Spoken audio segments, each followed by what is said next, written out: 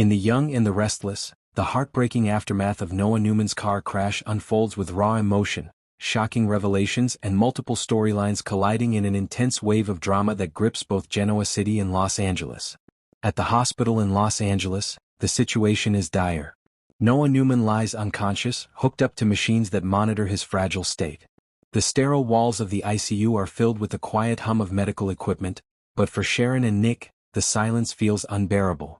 Both parents sit by their son's bedside, their hands intertwined, clinging to hope even as fear gnaws at them. Sharon gently brushes Noah's hair back, whispering for him to fight, reminding him of how strong he's always been. Nick, meanwhile, struggles to keep his emotions under control, speaking softly to his son, telling him that the family needs him and that he's not allowed to give up. The doctor soon enters with grim but necessary updates. He explains that Noah suffered significant head trauma, and in order to minimize further damage, the medical team has placed him in an induced coma. This is to reduce brain swelling and prevent the risk of seizures or irreversible brain injury. The words hit Sharon and Nick like a physical blow, but they nod, trusting the doctors even as their hearts break.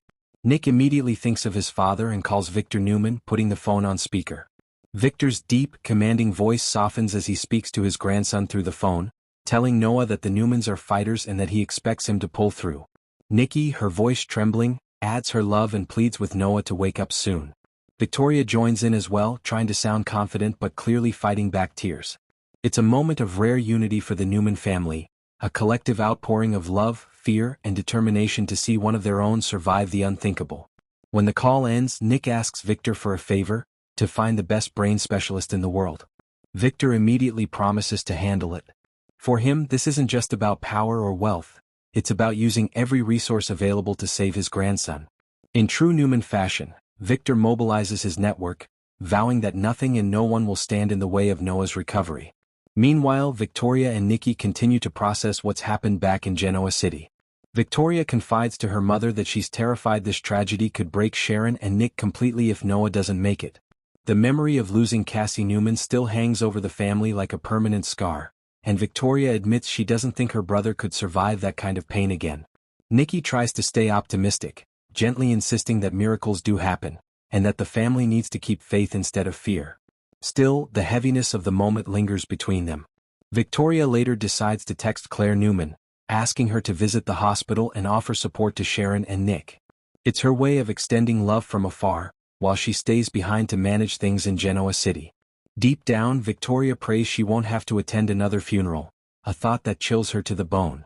Back in Los Angeles, as Nick and Sharon try to process the doctor's words, Detective Burrow arrives with a serious expression. It's clear that this isn't just a routine follow-up. He sits with them and reveals that the department has officially opened an investigation into Noah's crash. Nick, whose emotions are already running high, immediately presses the detective for answers. He demands to know if someone intentionally hurt his son. Detective Burrow is cautious but honest. He explains that it's still too early for definitive answers, but preliminary information from the witness who reported the accident points to foul play. According to the witness, another vehicle was seen near Noah's car just before it went off the road, and that vehicle didn't stop.